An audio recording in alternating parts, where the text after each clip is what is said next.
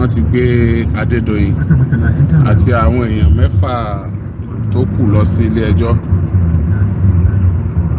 Èní òun náà ni ìjókòó àkọ́kọ́ tí wọ́n gbé Adedoyin àti àwọn èèyàn rẹ̀ tó kù lọ sí ilé ẹjọ́ lórí ẹ̀sùn ikú tó pa Timothy Adegoke,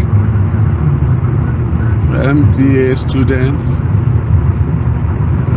ní Ọbáfẹ́mi Awólọ́wọ̀ University Ilé-Ifẹ̀ tí ó sùn sí hòtẹ́ẹ̀lì Adedoyin Eating and Honour Hotel tó wà ní Ilé-Ifẹ̀, ṣùgbọ́n tí ó jẹ́ pé kàkà kó jí dìde lọ́jọ́ kejì kó lọ sí exam tó wá ṣe,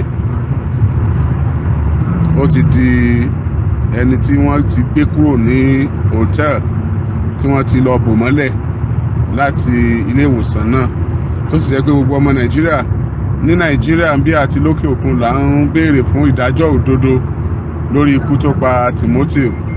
Bí a ti sọ̀rọ̀ yìí àti wà l'Àbújá, we got the information late yesterday. Nǹkan bí aago 9 lálẹ́ àná láti gbọ́ pé àárọ̀ yìí náà máa gbé lọ sí court.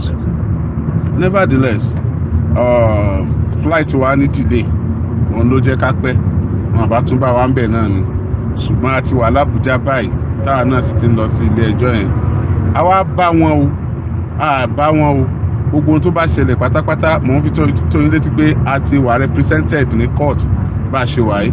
Report gbogbo ohun tó bá ṣẹlẹ̀ ní court pátápátá máa fún yín. A bá wọn ní court o, a bá wọn ní court o, but the information tó tẹ̀ wá lọ́wọ́ ti jẹ́ kó yé wa pé Adedoyin ti wà ní court àti àwọn yòókù mẹ́fẹ̀ẹ̀fà tó kù wọ́n ti kó wọn dé court báyìí.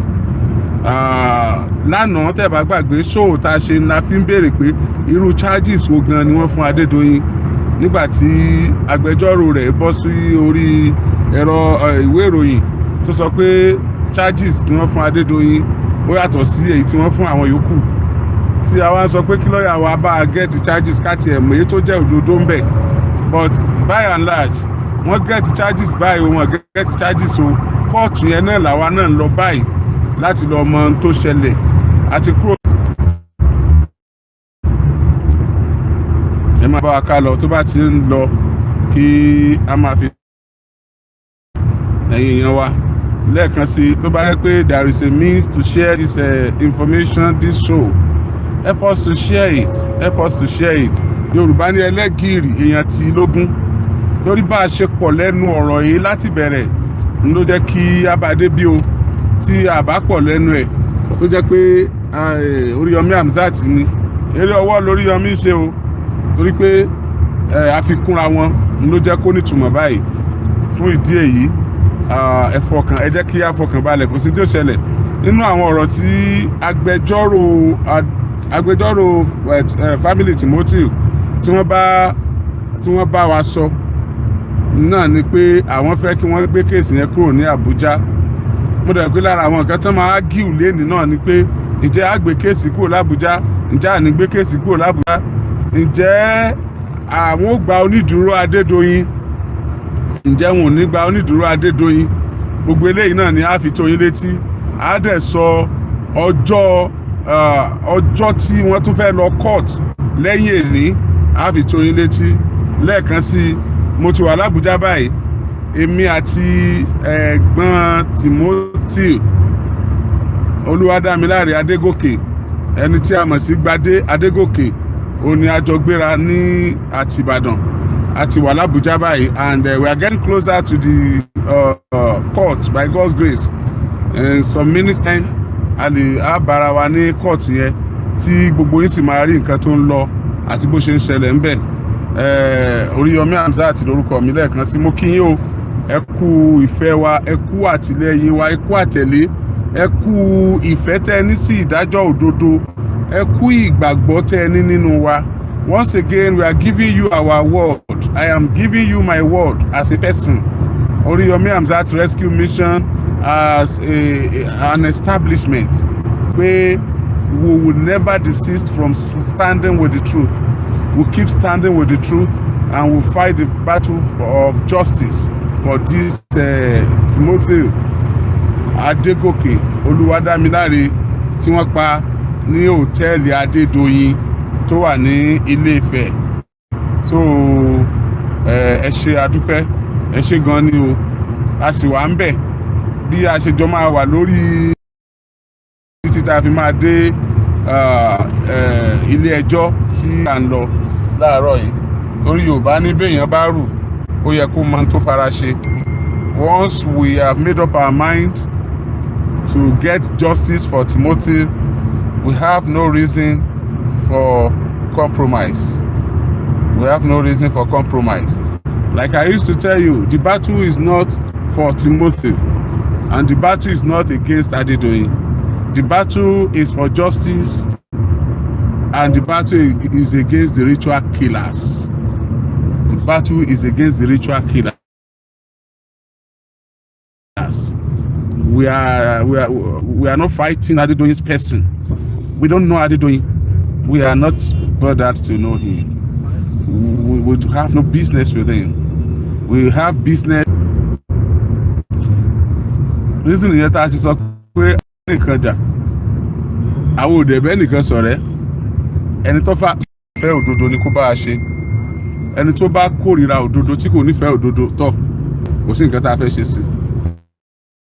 Àti wà l'Àbújá báyìí, àwa ara kílìchì, àwa ara sọ, àwa arẹ́wù, bẹ́ẹ̀ la àwa lé ìjọba. Níta àwa ṣe ni pé àwa sí ilé ẹjọ́ tó ń bẹ ní Àbújá, Gudu High Court. Gudu High Court. Tí àwọn agbẹjọ́rò Adédoyin tí wọ́n ti máa béèrè pé kádájọ́ dùn o, kọjá Adédoyin ọmọ lọlé o, kọjá Adédoyin ọmọ lọlé o, kí wọ́n máa wá láti ilé wa máa gbẹ́jọ́ o. Ọ̀yá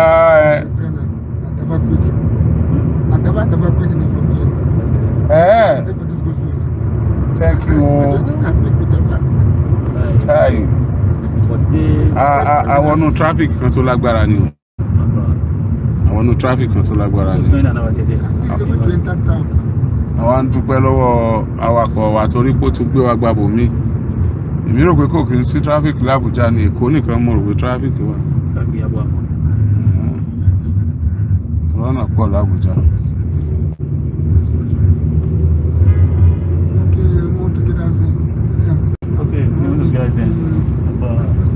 So tí àwa mọ̀ bóyá ilé ẹjọ́ ò ní, bóyá wọ́n lè sọ pé kí wọ́n jáde Adédoyin ọmọ lọlé o, ó ní àìsàn ẹ̀jẹ̀ ríru o, ó ní àìsàn ìpákè o, ó ní ìtọ̀ ṣúgà o, ó ti wà stressed up o, tí ilé ẹjọ́ náà wà pé má lọlé o, má lọlé o, gbogbo tó bá ṣẹlẹ̀ á fi tó yín létí.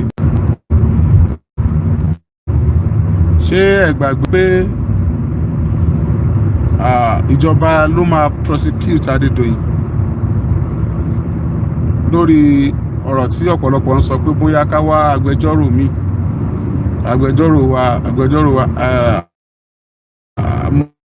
àkọ́kọ́ rọ̀ wá pé kì í ṣe pé bóyá èèyàn tóbi àbí èèyàn dàgbà lọ́jọ́ orí ni wọ́n fi ń ṣẹjọ́, ó ní ṣe pẹ̀lú ọpọlọ.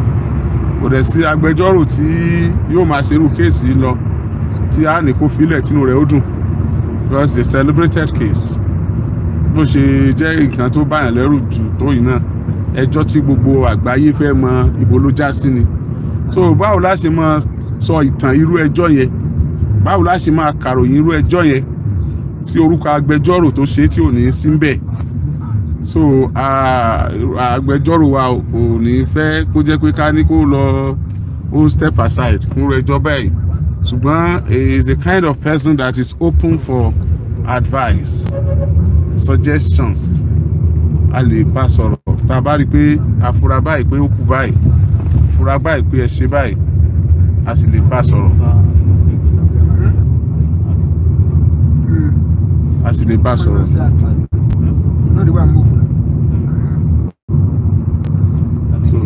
Àti débẹ̀ àbí? By this?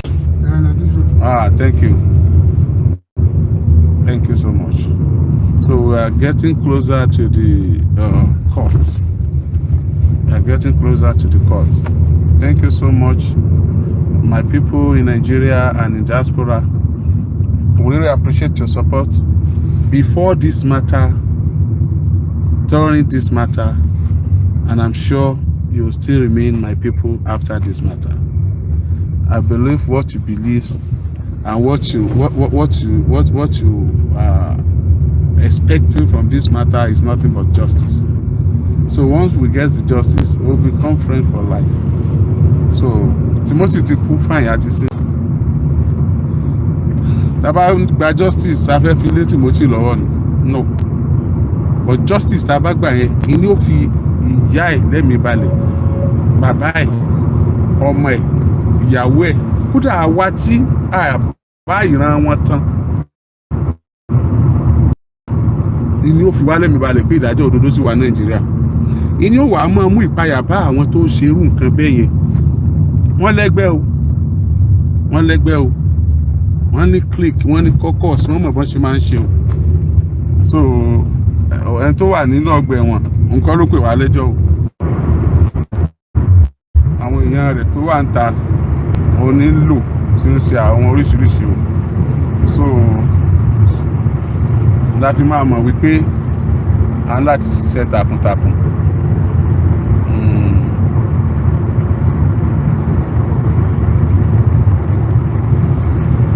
Thank you.